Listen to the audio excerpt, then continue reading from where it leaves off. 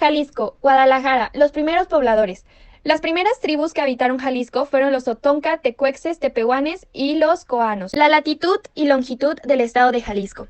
El estado de Jalisco está ubicado en el occidente del país. Sus coordenadas extremas son 18 grados 58 minutos 0 segundos y 22 grados 45 minutos 0 segundos de latitud norte, y 101 grados 28 minutos 15 segundos y 105 grados 43 minutos 16 segundos de longitud oeste. Jalisco colinda con los siguientes estados. Tiene como vecinos a Nayarit, Zacatecas, Aguascalientes, Guanajuato, San Luis Potosí, Michoacán y Colima, y además una considerable porción de su territorio colinda con el Océano Pacífico. Las zonas arqueológicas de Jalisco. En las zonas arqueológicas de Jalisco podemos encontrar el Ixtepete o Iztepete, el Etztaclán, en el cual podemos encontrar el sitio arqueológico El Arenal, el Peñol, el Palacio de Ocomo, la zona arqueológica Los Huachimontes, el Huachimontón, la Iguana, el Asquelite, al igual que la zona arqueológica El Pantano, la zona arqueológica El Grillo. Y bueno, los restos humanos de mayor antigüedad que se han encontrado en el estado presentan una edad aproximada a los 15.000 años y consisten en fragmentos de cráneo, además que también se han localizado puntas de flecha y raspadores, anzuelos, agujas y otros artefactos hechos de hueso. La conquista española en el estado de Jalisco. La conquista de Jalisco empezó por el sur del estado. Cristóbal de Olid entró en 1522 por Mazamitla y Tamazula. En 1524, Hernán Cortés envió a su primo Francisco Cortés a explorar la costa y buscar metales preciosos, para que después a Alonso de Ábalos, en marzo de 1530, Nuño de Beltrán de Guzmán, conocido por cruel y sanguinario, acompañado por 500 soldados españoles y 15.000 mexicas, entró a la barca hacia Tonalán, donde fue recibido por Siguapili, que era la reina o la cacique. Nuño de Guzmán derrotó a los caciques de la región desde Michoacán hasta Zacatecas. Esto quería un asentamiento que le sirviera para afianzar sus conquistas y defenderse de los naturales, y así fundó Nochtitlán, que hoy es el estado de Zacatecas, y lo llamó Guadalajara en honor a la ciudad española del mismo nombre de la que él era originario. Al poco tiempo decidieron mudarla a un lugar en donde hubiera más agua, mejores vías de comunicación y menos tolvaneras. Al considerar que la zona de Tonalá, que hoy es municipio de Jalisco, tenía esas características, se mudaron para allá. Después, 2 años más tarde, en 1535, Guadalajara volvió a moverse a Tlacotán, en lo que hoy es el municipio de Ixtlahuacán del Río. En esa zona, la población era constantemente atacada por los que los indígenas se reforzaron las defensas. Después de un ataque muy fuerte de 7 días en el que murió Pedro de Alvarado, que era uno de los conquistadores de Tenochtitlan, se decidió volver a mudar el asentamiento. Y bueno, el 14 de febrero de 1542 se asentó la ciudad en forma definitiva y se celebró la primera reunión de cabildo en la que se nombró primer alcalde mayor a don Miguel de Ibarra. La palabra Guadalajara proviene del vocablo árabe Guadalajara, que significa río que corre entre las piedras. Guadalajara había recibido el título de ciudad por Carlos I de España desde 1535. La colonia en el estado de Jalisco. Durante el periodo colonial se dieron muestras de repudio a la presencia de los conquistadores por parte de las masas indígenas, cuya condición de clase sometida y explotada los llevó a adoptar una actitud rebelde que se manifestó desde el siglo XV hasta el siglo XIX. Entre los levantamientos que se dieron en territorio neogallego, se puede nombrar uno de ellos el levantamiento de San Miguel de Culiacán en 1533, o también en el año de 1538 la rebelión de los Coaxicori, en 1541 la rebelión de los Tecoxines y de los Cascanes, entre otras. La independencia en el estado de Jalisco. La guerra de independencia, como todos sabemos, había comenzado el 16 de septiembre de 1810. Unos días después, las primeras noticias de la sublevación llegaron a Guadalajara y a fines del mes incursionaron en el territorio de la intendencia dos grupos insurgentes.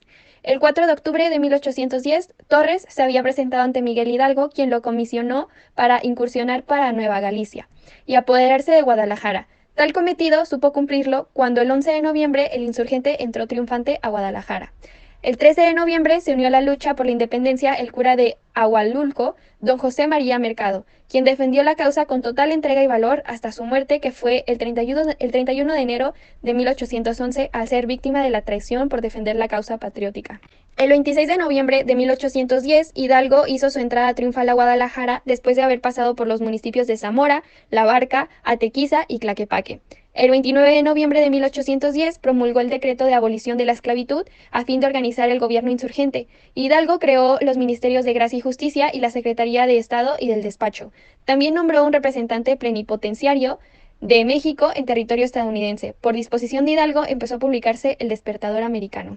El movimiento insurgente tuvo grandes triunfos como la toma de Guadalajara, pero también sufrió fuertes derrotas como ocurrió en la batalla del Puente de Calderón el 17 de enero de 1811. En el lapso de 1813 a 1816, los insurgentes de Islote de Mezcala realizaron una de las hazañas más gloriosas del movimiento de independencia al resistir.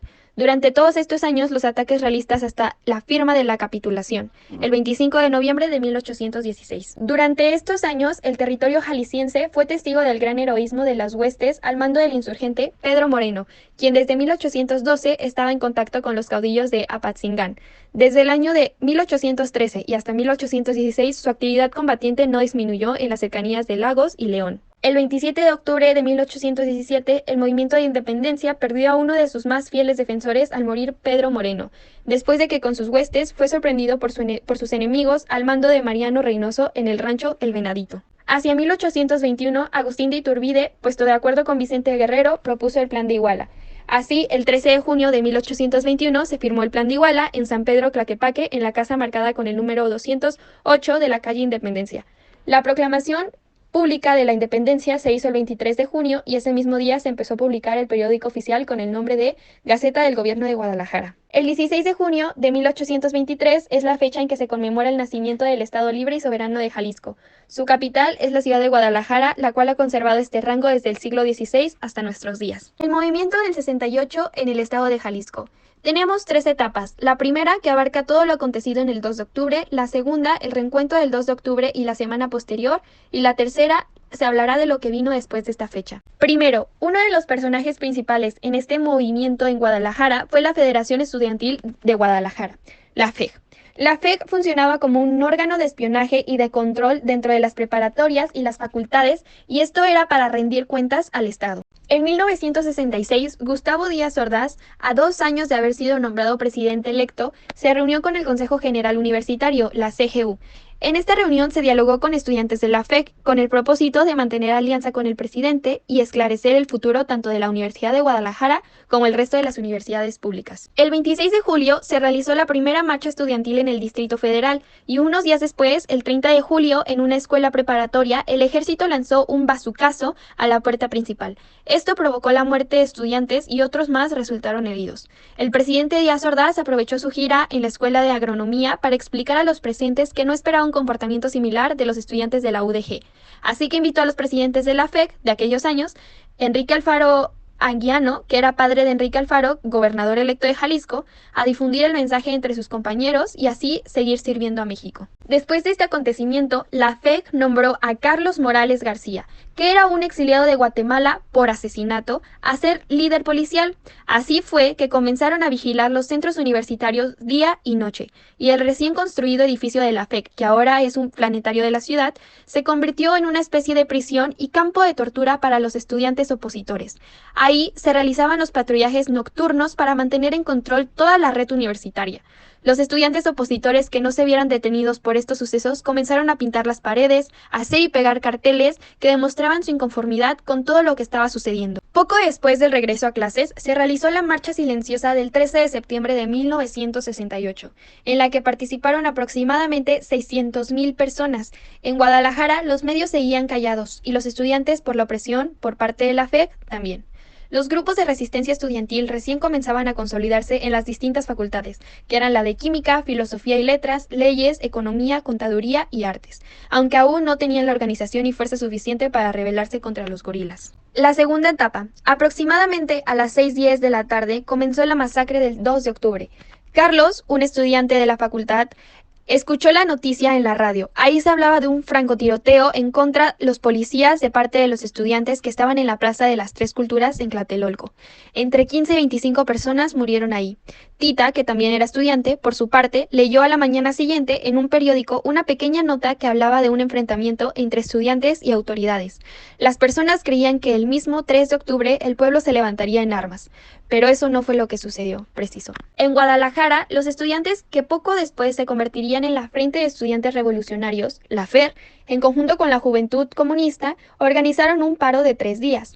Tita cuenta que su amigo Víctor, de la Facultad de Economía, se encontraba en una asamblea en donde ahora es el Centro Universitario de Ciencias Exactas e Ingenierías, cuando llegaron los gorilas. Intentó huir, pero finalmente lo atraparon, lo maniataron y lo condujeron hasta la barranca. Allí lo amenazaron de muerte. Los recorridos nocturnos y la vigilancia con las guardias armadas seguían y se habían intensificado después del 2 de octubre. La tercera etapa, la rebelión y lo que vino después del 2 de octubre.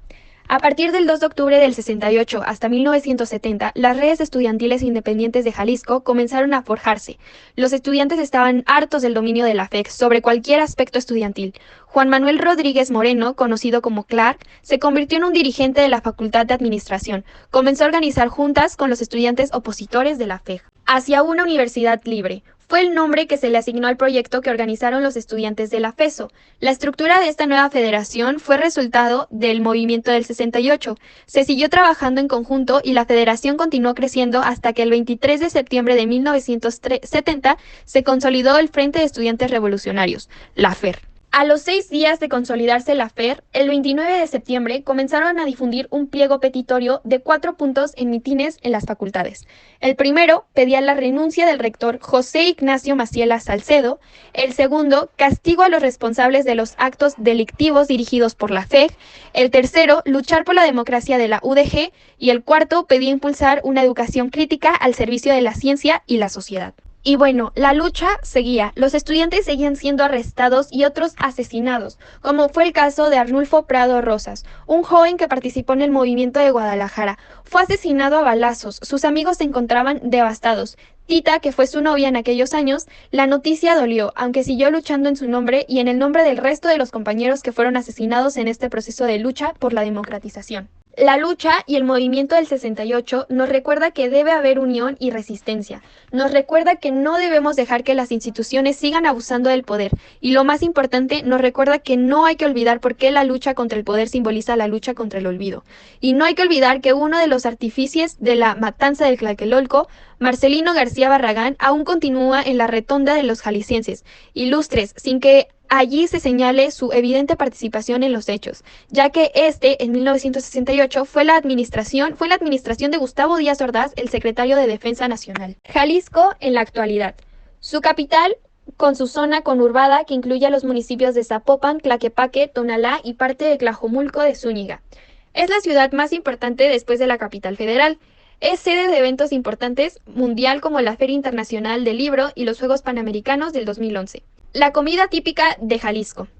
De Guadalajara viene la bebida tradicional del país por excelencia, que tenemos el tequila y la música de mariachi. Como otras cocinas de México, la gastronomía de Guadalajara es rica y variada, y es el resultado de la fusión de las culturas prehispánicas y española.